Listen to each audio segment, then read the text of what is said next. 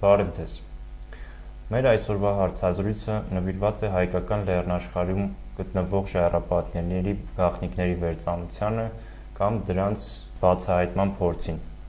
Եվ այդ հարցում մեզ կօգնի ֆիզիկոս, հայագետ պարոն Համլետ Մարտիրոսյանը։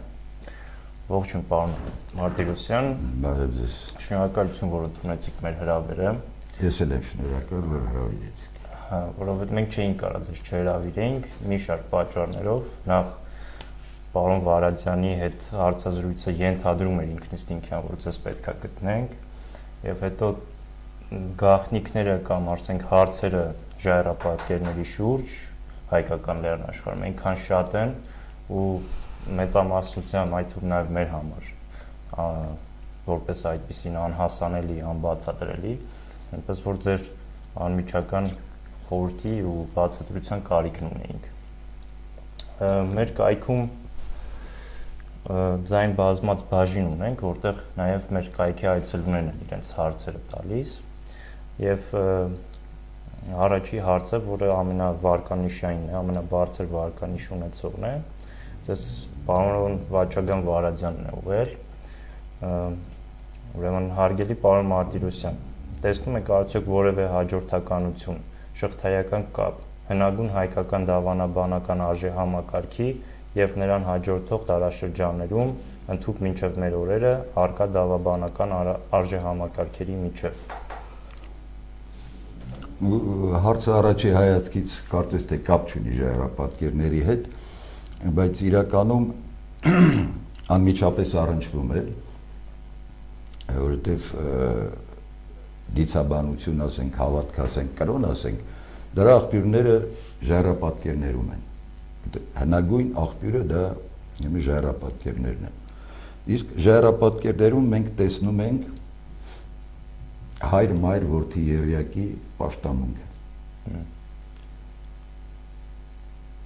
Այդ պաշտամունքը հազարամյակների ընթացքում հին աշխարհում գոյատևել է եւ եղել է հավատքի հիմնական ձևը ասեմ, դրսևորումը, որովհետև նույն բանը մենք տեսնում ենք շումերում, ասենք եթե նայենք գրավոր ժամանակաշրջանը, երբ որ կոնկրետ գրերով գրված են, որ թե ինչի են պաշտել, ինչ աստվածներ են պաշտել, մենք տեսնում ենք, որ այդ եռյակի պաշտամունքը կա հին շումերում, կա Եգիպտոսում եւ ընդհանրապես առաջավոր Ասիայի այդ քաղաքակրթական միջավայրում։ Այնուհետև մենք դա տեսնում ենք քրիստոնեության մեջ, որովհետև այդ ամբողջ պատկերը շարունակվում է քրիստոնեության մեջ եւ քրիստոնեության մեջ մենք տեսնում ենք Հայր Աստծո, Սուրբ Հոգու եւ Որդու պաշտամունքը։ Այստեղ Հայր Աստվածը նույն Հայրն է, Սուրբ Հոգին դա Մայրն է եւ Որդին է։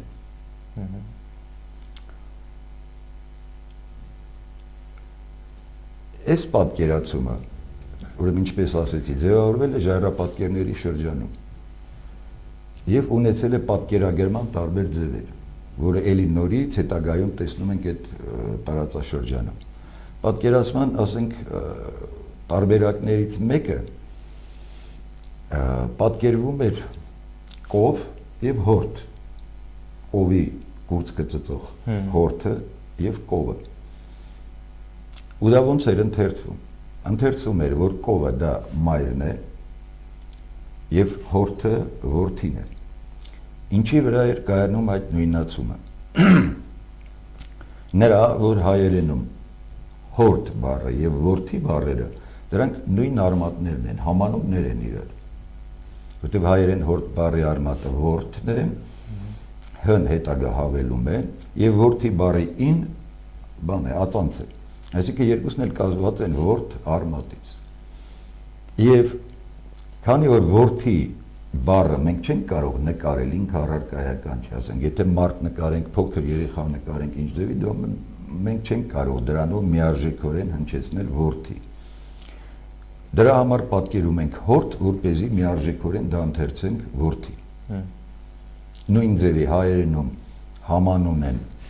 ворդ խաղողի ворդ բառը եւ որդի բառը, որտեղ էլի նույն արմատն է։ Եվ եթե մենք պատկերենք խաղողի որդը,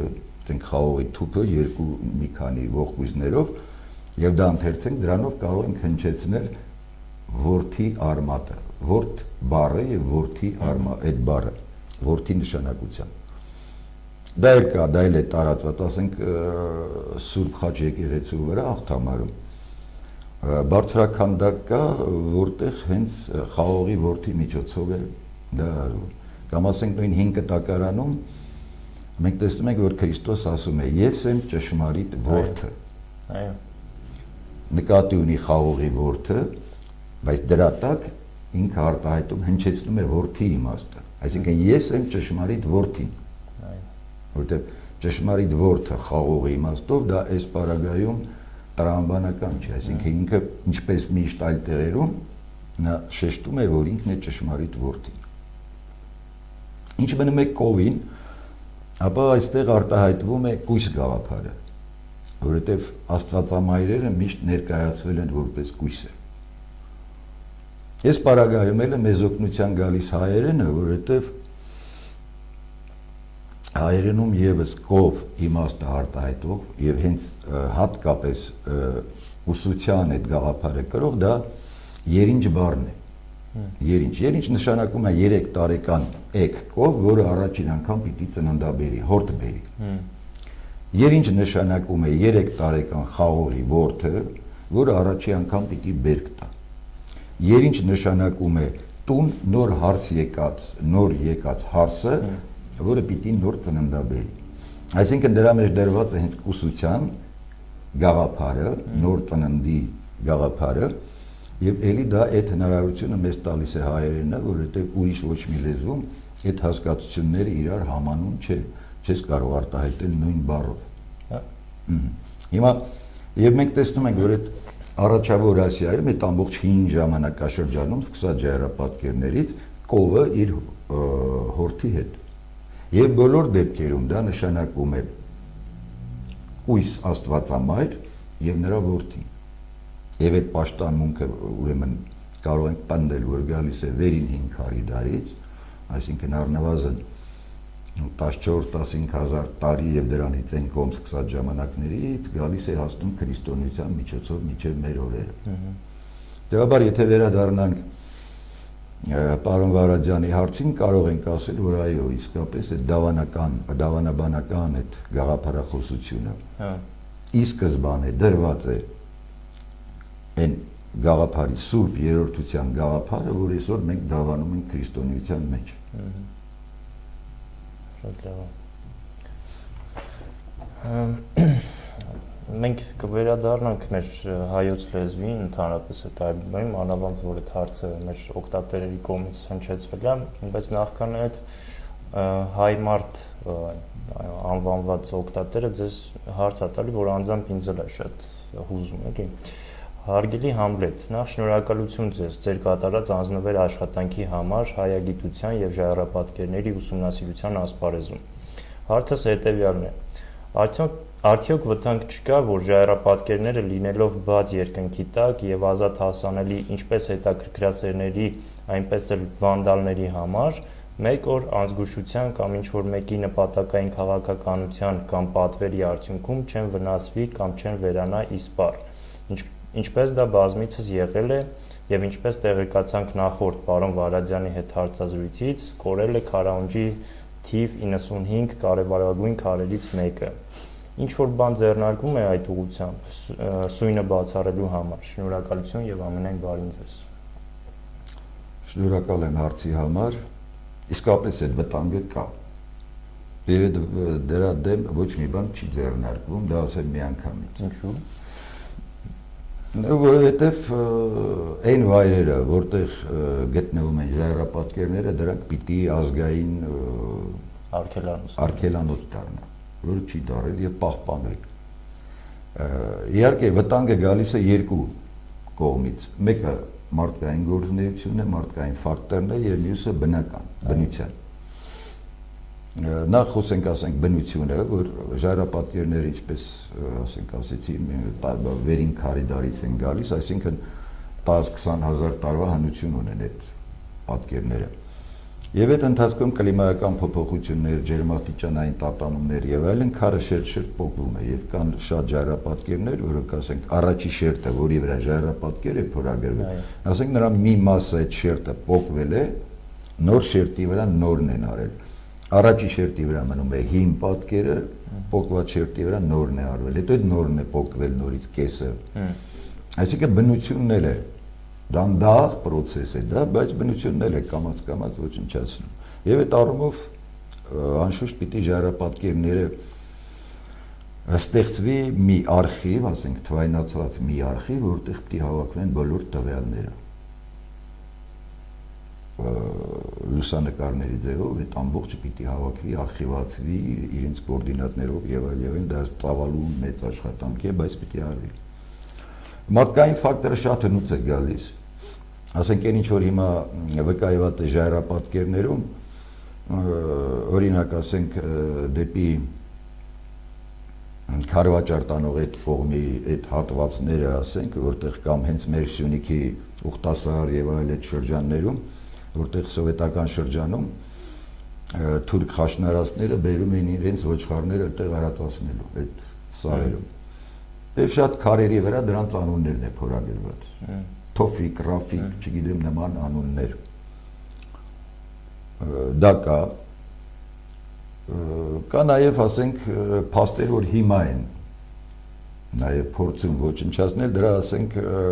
վկան մենք եղանք մոտ ամիսը կես առաջ էինք Սևսարում, այնտեղ հայտնի տոմարական ժայռապատկերի մեջ ժայռ է դրա մոտ։ Եվ այդ ամբողջ տարածքը, պարզում է Մարտունիում կա ուրեմն սալիկներ պատրաստող, ինչ որ մի գործարան, քարե սալիկներ, հենց բազալտի սալիկներ, եւ դրանք իրենց այս ժամանակակից տեխնիկայով ընկել են սարերը, փորփրում են այստեղ այնտեղ, որպեսզի ինչ որ հանքեր գտնեն, համապատասխան քարեր, որոնց իրենք ցանկացած չափի սալիկները կտրտեն։ Եվ նույնիսկ փորձեր արվել այդ ժայռավոր մեծ քարը իր չափսերով, նույնիսկ դրա վրա են, ասենք, կողքի քարին խփել էին, որպեսզի տեսնեն որակը, ջարդել էին, որպեսզի որակը ստուգեն, տանեն կտրելու թե չտանեն։ Այսինքն նման բան էլ կա, ընդ որում այդ ամբողջ լանջերը այդ սարի լրիվ փորփրված է, ու չգիտեմ, ասենք, մեր այդ բնապահպանները չեն տեսնում կամ ինֆորմացիա չունեն։ Այսինքն կոնկրետ պատասխանատու չկա այդ հարցով։ Չէ, որտեղ այդ գործարան կոչեցյալը երևի մի ցեխ է, որտեղ ասենք մի քար կտրող ինչ որ 1-2 ինչ որ սարք է դրված, եւ դրանք այդ ամբողջ լեռների լանջերը փորփրում են։ Իսկ ընդհանրապես միջազգային պրակտիկայում տենց ժայռապատկերների պահպանության հարցով զբաղվող ինչ որ փորձ կա, ոնց է։ Չէ, ամեն մեկը լուծում է իր հարցը։ Ամեն մի պետություն ինքը պիտի դա լուծի։ Կուզես ինքդ քո միջոցներով արա, կուզես միջազգային, ասենք ՅՈՒՆԵՍԿՕ կամ այլ կազմակերպությունների մշակութային, բայց ամեն մեկը ասենք նայում ես, օրինակ եվրոպական երկրներում Անգլիա, Ֆրանսիա, Իսպանիա, Իտալիա, դες փոքրիկ մի քար, ասենք այս սեղանի չէ, մի քար է, դրան ինչ որ մի նշան է։ Դու ցանկապատած է։ Կողքը մշակովի դաշտեր են կամ ինչ որ մեկի տան բակում է դա։ Ցանկապատած է, որպես հուշարձան է պահպանում այդ հուշարձանը։ Դերենիկը հարցնում է. ինչ նմանություն կա մեր ժայռապատկերների եւ ուրիշ երկրներում գտնվածների ձեռագրում, ինչ զուգահեռներ կարելի է անցկացնել, մեկ հարցել, ինչ մեթոդներ կան որոշելու ժայռապատկերի տարիքը եւ ինչքանով են նրանք ճշգրիտ։ Ուսումնասիրությունների ընթացքում մի քիչ առաջ մեր զրույցի ժամանակ մենք խոսում էինք, որ այդերը ընտելացվել են հայկական լեռնաշխարհում եւ այստեղից տարածվել են աշխարհում մեկ։ Եվ ես վերցրել եմ այդ նույնությունները գտնելու այդ մի պարամետրը, այծը։ Այսինքն եթե կա ժայռապատկեր, ենթադրենք հեռավոր արևելքում, Ալթայան լեռներում, կամ չգիտեմ Եվրոպայում, կամ Աֆրիկայում, Պաղեստինում, եթե ժայռապատկերներում կա այծ, ապա դա անպայման փորագրվել է այն մարդու ձեռքով, ով փորագրել է Սյունիքի ժայռապատկերները։ Այսինքն ոչ թե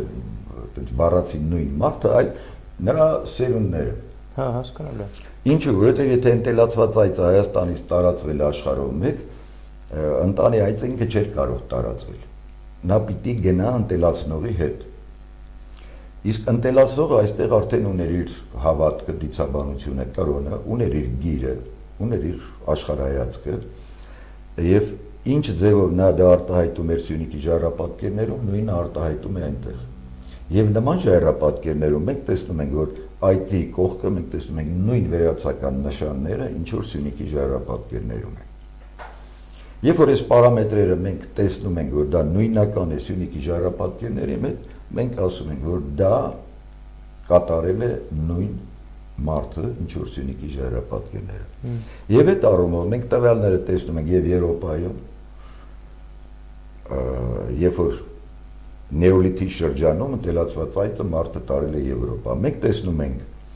ուրեմն հայկական լեռնաշխարհից Պաղեստինի վրայով Սինայի թերակղզի, Եգիպտոս, որտեղ եգիպտական մշակույթի հիմնողներն են այծերը տարել, եւ Եգիպտոսում ինչ այդ քաղաքակրթության ծագումը չեն եղել ոչ խոշոր եղջերաօրանասուններ, ոչ մանր այծ, ոչխար։ Դրանք բերել են այդ մարդիկ։ Եվ մենք ժայռապատկերներ հիմա տեսնում ենք այդ ճանապարհին։ Պաղեստինում, Սինայի թերակղզում, Նեգևի անապատում, Եգիպտոսում, որոնք կրկնակներն են Սյունիքի ժայռապատկերների։ Նույն բանը մենք տեսնում ենք արդեն Հայաստանի արևելյան մասում, երբ որ նույն ձևով իջել են Զագրոսի լեռներով դեպի Միջագետք։ Եվ մենք տեսնում ենք նույն պատկերները Զագրոսի լեռներում եւ Միջագետքի, ասենք, պեղածո նմուշների վրա։ Եվ չորրորդ ճանապարհը դա իրանական բարձրավանդակի վրայով, Միջին Ասիայով դեպի Ալթայա, Սիբիր եւ դեպի Արևելք, դեպի Խաղաղ ծով։ Այդ ճանապարհին նորից տեսնում ենք այծերով, այդ նշաններով ժայռապատկերներ Տիբեթում, Ալթայում եւ այդ ճանապարհին, նաեւ հնդկական թերակղզում։ Այսինքն այծը, բեզոարյան այծը, որը եղել է Հայաստանի էնդեմիկ կենդանի, իր վայրի վիճակում, ընտելացվելուց հետո ընտելացողի կողմից տարածվել է եւ իր հետ նա տարել է նաեւ իր մշակույթը։ Տվյալ դեպքում ժայռապատկերներ փորագրել է, որը տեղում գիր էր, իրենք ստեղծվել են իր հայրենիքում, ստեղծվել է որպես գիր եւ տարվել է որպես գիր, որտեղ բոլոր այդ հիշյալ տարածաշրջաններում մենք տեսնում ենք այծի հետ այդ բոլոր վերացական նշանները։ Բայց կան նաև ժայռապատկերներ, ասենք, որոնք բոլորովին տարբերում են մեր ժայռապատկերներից։ Ասենք, դրանք կան Ավստրալիայում, դրանք կան Հյուսիսային Աֆրիկայում, Հարավային Աֆրիկայում, Սիբիրի որոշ շրջաններում, հեռավոր հարավ-արևելքյան երկրներում։ Դրանք արդեն լրիվ ուրիշ մշակույթ է։ Միգուցե ինչ-որ էլի անձուկ կապեր կան, որոնք հետազոտման կարիք ունեն, բայց ասենք այն առաջի պարամետրը, որ մենք վերցրինք, այծի առկայությունը, այդ ժայռապատկերներում չկա։ Եթե կա մարդկային պատկերներ ու այլ մարդկային մարդաբանական տիպ է, եւ դրանք կարող է առանձնացնում են որպես մի այլ մշակույթի դրսևորում։ Եվ երկրորդ հարցը տարիքը որոշելու մինչև այժմ ոչ մի մեթոդ գոյություն չուներ։ Ելնելով այն փաստից, որ դա սենց ինչ-որ բան ասելով, որ կոպիտ մշակույթ է, որ իրականում այդպես չէ, ասենք քարիդարի ենթադրելով, որ դա այդ մշակույթը պիտի լիներ միայն քարիդարում, գիտնականներն ասում են, որ դա վերին քարիդարյան մշակույթ է։ Մի լայն ժամանակաշրջան, որը կոնկրետ ոչինչ չես կարող ասել, միայն որակապես, որ դա շատ հին է։ Այսինքն դա է այսօր գոյություն ունեցող ժամանակագրությունը, եւ թվագրում են այսպես ելնելով այդ բնորոշումից, որ դրանք 20-ից 30-35 հազար տարվա հնություն ունեն։ Իսկ Սյունիքի ժայռապատկերները հնարավորություն են տալիս կոնկրետ թվագրումներ կատարել։ Եվ այդ նյութերը ես բաժանել եմ մի քանի խմբերի եւ այդ պարամետրերով որոշել կոնկրետ թե ժայռապատկերները երբ կարող էին ստեղծվել, խոսքը վերաբերում է Սյունիքի ժայռապատկերներին։ Առաջինը դա զինատեսակներն է, որոնք կան Սյունիքի ժայռապատկերներում։ Երբ որ այդ զինատեսակները համեմատում ես մետաղական արդեն զինատեսակներին, ասենք վաղ բրոնզե դարյան զինատեսակներին տեսնում ես, որ ընդհանուր ոչինչ չկա։ Այսինքն դու պիտի արդեն կասես, կարող ես պնդել, որ այդ ժայռապատկերները փորագրվել են մոտավորապես Քրիստոսից առաջ 3-րդ հազարամյակից են կողմ։ Երկրորդ կարևոր պարամետրը դա խեցեղենն է։ Բոլոր 5 պատկերագիր գրային համակարգերում՝ շումերական, եգիպտական, խեթական եւ այլն, ժայռաբաները խեցեղենի պատկերները օգտագործվել են որպես գրային նշաններ։ Նույն շումերերենում, եգիպտերենում, խեթերենում կան տասնյակ խեցեղենի տարբեր խեցու պատկերներ, որոնցից ամեն մեկը կոնկրետ բառ է հնչեցրել։ Մենք տեսնում ենք, որ Սյունիքի ժայռապատկերներում խեցեղեն գոյություն չունի։ Չկան խեցու ամանների պատկերներ, չկան։ Իսկ խեցին ուրեմն ստեղծվել է մոտավորապես 9000 տարի առաջ, այսինքն Քրիստոսից առաջ մոտ 7000 թվին։ Դրանից հետո է խեցեղենը հայտնվել։ Հետևաբար կարող ենք պնդել, որ ժայռապատկերները փորագրվել են դրանից առաջ։ Եվ հիմա ասենք կան արդեն մի քանի պարամետրեր, որոնցով ավելի ենք հնացնում այդ ստեղծման ժամանակը։ Առաջինը դա վերացած կենդանատեսակների պատկերներն են ժայռապատկերներում։ Հայտնի է, որ վերին պալեոլիթում մոտավորապես 11-12000 տարի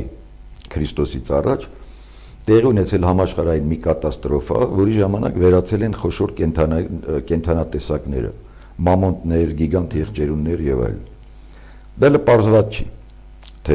ինչի հետ է տարբեր տեսակետներ, տարբեր հիպոթեզներ կան, բայց ասենք դեռ լուծումը չկա, հայտնի չի լուծումը։ Բայց եթե այդ կենդանիները կան, դա նշանակում է, որ այդ մարդը պիտի տեսներ այդ կենդանուն, կենդանի վիճակում եւ պատկերեր այդ կենդանուն։ Իսկ այդ կենդանիների շարքում հենց նույն գիգանտ եղջերուն է, թրագոնտերյան փիղն է, փղի նախահայրն է, Սյունիքում ռնգ եղջյուրի պատկերներ են ու ընձուղտի պատկերներ են եւ նման այդ խոշոր կենդանիները, որոնք հետագայում վերացել են։ Նաեւ մի շատ կարևոր փաստ, ուրեմն Գյումրիի ավազահանքերում գտնվել է այդ թրագոնտերյան փղի ժանիկ, որի վրա մարդու ձեռքով փորագրված է երկու նշանագիր, վերացական նշաններ են երկու, որոնք կան եւ Սյունիքի ժայռապատկերներում եւ շումերական պատկերագրության մեջ։ Այդ նմուշը հիմա ցուցադրվում է, արդեն 2 տարի ցուցադրվում է մեր պատմության թանգարանում, 3-րդ հարկում։ Փիղը ապրել է 4-ական, այսինքն մոտ մի 200, 300, 400 հազար տարի առաջ այդ փիղը գոյություն ունեցել։ Եվ այդ փղի ժանիքի վրա մենք տեսնում ենք մարդու ձեռքով արված նշաններ։ Այսինքն մի սենսացիոն պատկեր է։ Դա նշանակում է, որ եթե մոտենանք ժամանակակից այդ գիտական տվյալների, մեկնաբանությունների տեսանկյունից, անշուշտ, ասենք 3-400 հազար տարի առաջ դժվար կլինի ասել, թե որ եղել է մարդ, որ գծագրել է վերացական նշաններ, թե պետք կարծում եմ այդ տեսակետը ասենք վերջնականապես մերժել չի կարելի, որտեղ կարող է հետագայում պարզի, որ հենց այդպես է եղել։ Ինչ է ասել վերացական։ Այսինքն նշան, որը մի առարկա, կոնկրետ առարկա չի, ասենք քառակուսու պատկեր, եռանկյունու պատկեր, կամ ասենք այսպես հաչայի պատկեր։ Այսինքն դրանք ինչ որ առարկաներ չեն, կենդանու պատկեր չի, բույսի պատկեր չի, ասենք լուսնի կամ արևի պատկեր չի։ Ինչ որ նշաններ են։ Ասենք sense անկյուն է, մի հատ անկյուն է, գիծ է, երկու գիծ է, երեք գիծ է։ Իսկ այդ ավազահանքերը, որը կան Գյումրիում, դրանք այդ նույն 4-ական ժամանակաշրջանում եղած լճային նստվածք է, որը այդ ամբողջ Նախիջևանի դաշտը, Արարատյան դաշտը, Կարսի եւ Շիրակի սարահարթերը եղել են ջրի տակ։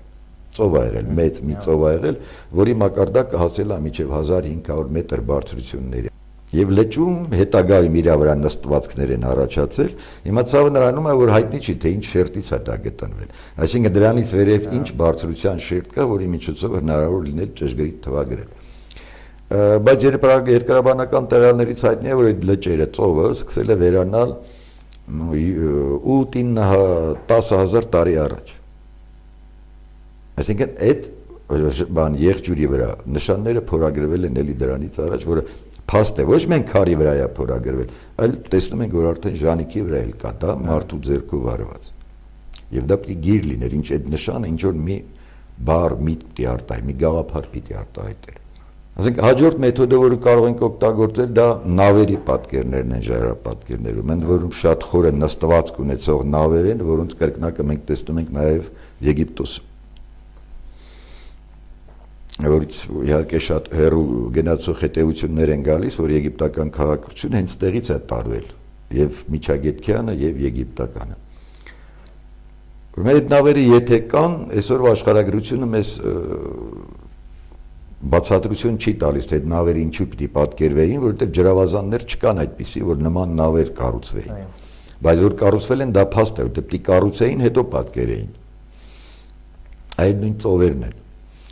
Այս կողմից ուրեմն Արարատյան դաշտ, Նախիջևանի դաշտ, դա ծով է եւ Շիրակի սարահարթ է։ Արևելյան կողմից Սյունիքի Ղարաբաղի արևելյան կողմից այդ նույն ժամանակ ուրեմն սկսում է Կասպիկ ծովի այսպես կոչված հերթական տրանսգրեսիան։ Ծովի ջրերը բարձրանում են։ Ուրեմն տրանսգրեսիան, որի ժամանակ մոտ 26-30 մինչև 50 մետր ջրերը բարձրացել են, հասել են մինչև Աղդամ Ֆիզուլի այդ գծին ժամանակակից։ Այսինքն արևելքից եւս ծով էր։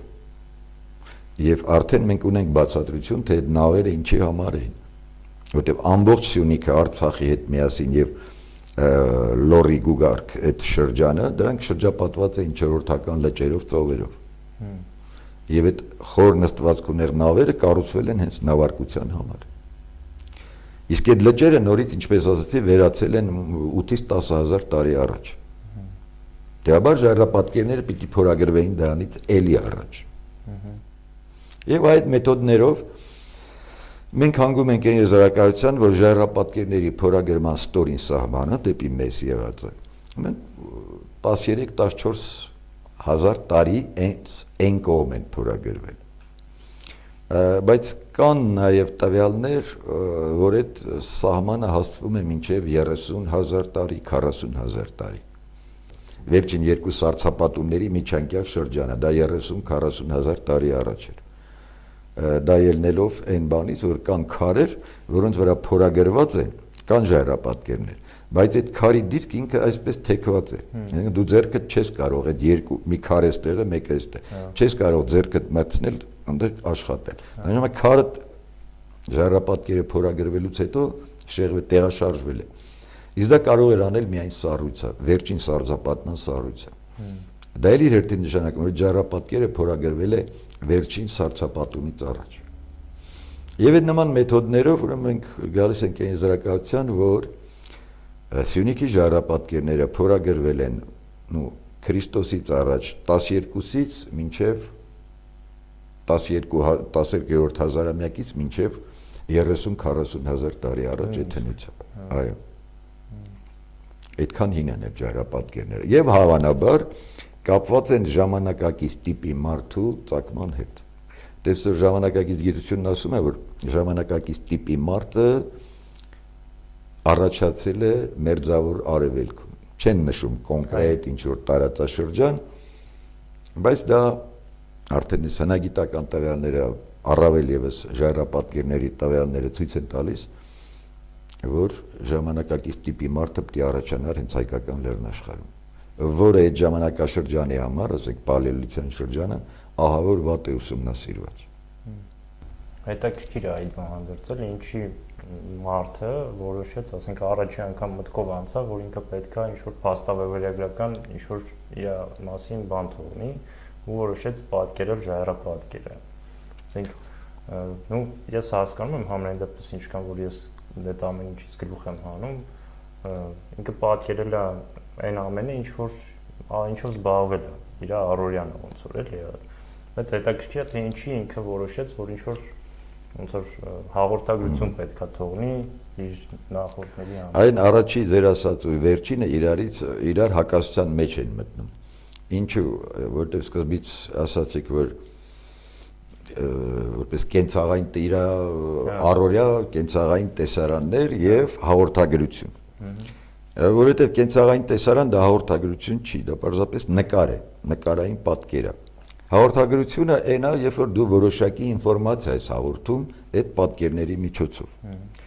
Եվ իսկապես հենց այդպես է եղել, այսինքն դա եղել է գիր։ Այսինքն մի քիչ առաջ խոսեցինք, չէ՞, որ հորթի պատկերով մենք կարող ենք ընթերցել, հնչեցնել եւ ընթերցել որդի բառը։ Այդպես էլ բոլոր կենթանապատկերները, այդ բոլոր վերացական նշանները, դրանք բոլորը արտահայտում են որոշակի հնչեցնում են որոշակի բառեր։ Ասենք, հայտնի է, որ առյուծը շատ հին ժամանակներից գրավոր վկայությունները մեզ ասում են, որ առյուծը եղել է արևի խորհրդանշանը։ Ինչու՞։ Կարող ենք ասել առյուծը ինչ որ մի գույնային իր բանով արևի այդ լույսին եւ այլն դրան է նման կամ չգիտեմ բաշ, չգիտեմ, ինչ որ մի բան չկա, որ դու ասես թե ինչու՞ պիտի մենք առյուծը նմանացնենք արևի հետ։ Պատճառը ի՞նչ է։ Չենք կարող ասես միարժեքորեն ասել։ Բայց այդ միարժեքությունը տալիս է հայերենը։ Ինչու՞։ Որտեղ մենք ունենք արև, այդ բառը, չէ՞, A-R-E-V-յուն։ Եվ ունենք առյուծ բառը, որի հին գրաբարյան ձևն է A-R-E-V-յուն C։ Այդ C-ն աճական է, դա լեզվաբաններն ասում են շատ ուշ է կապել բառին։ Այսինքն մենք ունենք առյուծի անվանումը նախնական A-R-E-V-յուն եւ արևինը A-R-E-V-յուն։ Այսինքն եթե ես պատկերում եմ առյուծ, ես կարող եմ դրա միջոցով հնչեցնել կոնկրետ արև բառը, նկարել առյուծ, ընթերցել արև։ Որտեղ նույն ձևի են հնչում։ Եվ մենք տեսնում ենք, որ շումերերենում այն պատկերը, որով հնչեցվում է արև բառը, միաժամանակ նշանակում է առյուծ։ Գրում ենք Եգիպտոս, տեսնում ենք, որ այն պատկերը, առյուծի պատկերը միաժամանակ արևի աստծո պատկերն են հնչեցնում, արևի պատկերը եւ միաժամանակ առյուծա նշանակում։ Եվ ելի նորից դա կարող էր այդ հնարավորությունը տալ միայն հայերենը, որտեղ համանունների այդ զույգը արևտ եւ արև դա միայն հայերենի սեփականությունն է։ Եթե մի լեզում երկու բառ համանուն են, նույն ձևի են հնչում։ Մի այլ լեզում դա չի կրկնվում։ Այդտեղից մենք այդ բոլոր կենթանապատկերները այդպես իրենց ընթերցումները կոնկրետ ունեն։ Բայց դու անդերց այնտեղ որսի տեսարաններ կան օրինակի համար, որ ասենք այտենց Չէ, դրանք որսի տեսարաններ չեն, դրանք պարզապես բոլորը ընթերցվող գրեր են։ Դրանք որոշակի գաղափար են արտահայտում։ Օրինակ այնտեղ ես տեսել եմ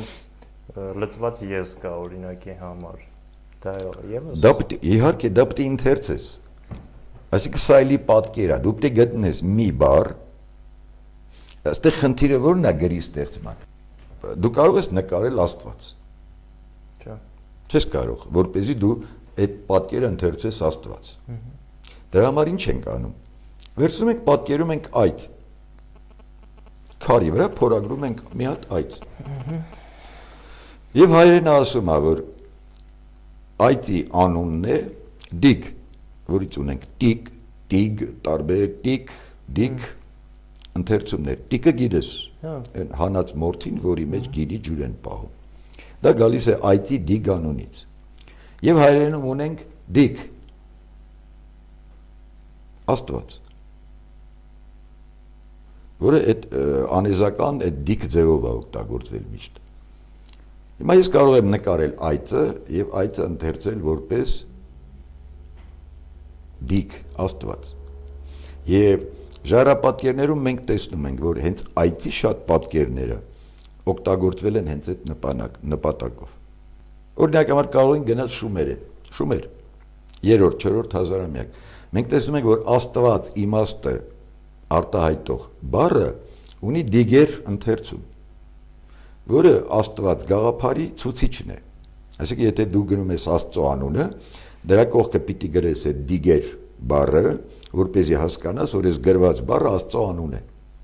Իսկ այդ դիգերը դա հայերեն նույն դիգ բառի հոգնական ձևն է։ Մասենք նույն Սուրբ Խաչ եկեղեցու այդ բարձրաքանդակը, որ ասում եմ, խաղողի որդի երկու կողմերում զույգ այծեր են։ Դա շատ հայտնի պատկերագրություն է որդի Աստծո։ Այդ նույն ձևով պատկերվել է երկու այծի պատկերով, ասենք պատկերվել է շումերական ներգալ Աստվածը, Ուգուր Աստվածը, որը մեր անգեղ Աստվածն է։ Այդ նույնացումը Մեսրոպ Մաշտոցի եւ Սահակ Պարթևը կատարել են 5 տակարանի թարգմանության ժամանակ, որտեղ ներգալ բառը իրանք փոխարինել են անգեղ անունով։ Իսկ նաև հին սեպագիր տեքստերից գիտենք, որ այդ նույն ներգա ուգուրը դա Հայասայի գերագույն աստվածն է, այսինքն Հայաստանի հայերի գերագույն աստվածն է։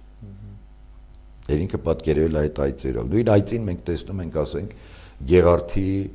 խորանի այդ աստիճանների տակ, որ կա այծի պատկերն է, նույնը կա Հռիփսիմեի եկեղեցում, ամեն տեղ համարյա այդ այծի պտղնի եկեղեցին, ուր գնում ես այծի պատկերը կա։ Ու կան այդ բոլոր վերացական եւ նշանները, եւ կենթանապատկերները, մեր եկեղեցիների վրա կարծեմ ցախած քարում նույն պատկերն է, որը մենք տեսնում ենք եւ Շումերում, եւ ժայռապատկերներում, եւ այդ հին աշխարհի այդ պատկերագրության մեջ, երբ որ առյուծը ցուլին կարելի ասել սպանում է կամ խեղդում է, ինչա։ Ասենք մեր եկեղեցու պատին դրած է առյուծը, որը հոշոտում է ցուլին։ Ինչու են դրել։ Քրիստոնեական, չէ, իրենք գիտեին այդ գաղափարը։ Եվ մենք գիտենք, որ այդ նույն պատկերագրությունը մենք տեսնում ենք Մեհիրի պատկերագրության մեջ, երբ որ Մեհիրը ցուլին զոհաբերում, առյուծն ով է, մի քիչ առաջ մենք խոսեցինք, արևն է, չէ՞, այսինքն նույն Մեհիրն է։ Այսինքն այդ եկեղեցու պատին պատկերագրվել է, թե ինչպես է Մեհիրը զոհաբերում ցուլին։ Դրա մեկնաբանությունը ուրիշ խնդիր է, բայց ուզում եմ ասել, որ այդ նշանները, այդ բոլոր պատկերագրության, այդ միջոցները, մեթոդները հասել են մինչև մեր օրերը։ Դրանք մեր գորգերն են, որտեղ մենք տեսնում ենք նույն ժառապատկերների նշանները նույնիսկ կենթանիներով հանդերձ։ Դա խաչքարերն են, դա եկեղեցական ճարտարապետությունն է։ Եվ այդ բոլոր նշանները մենք ու ես գիրքը որ բերում եմ անպայման ամեն նշան քննարկելու ժամանակ ես հետևում եմ, որ տվյալ նշանը, ասենք այծի պատկերը լինի, առյուծի թե վերացական ինչ-որ մի նշան, ժայռապատկերներից առանց շեղվելու հասնում է, գործած առանց խզվելու հասնում է մինչև մեր օրերը, Ուրարտույով, այսպես քրիստոնեությամբ գալիս է մինչև մեր օրերը։ Իսկ ուրիշ տեղեր, դրանք պարզապես դառնում են խորհրդանշան, այսպես ասած, որովհետև երբ որ հայերեն լեզվամտածողությունից դուրս է գալիս, ասենք երբ որ չգիտեն, որ առյուծի պատկերով կարող են արտասանել արև բառը, դե ուրիշ լեզուներում չկա այդ համարում։ Նրանց համար դա պարզապես դառնում է առյուծի, դառնում է արևի խորհրդանշան։ Դա նույն Հունաստանում, նույն Իրանում, միջագետ կեսօրվա երկրներում եւ այլն։ Բայց իրենք չեն կարող բացատրել, թե ինչու։ Եվ դա միայն հայերենն է տալիս այդ բացատրել։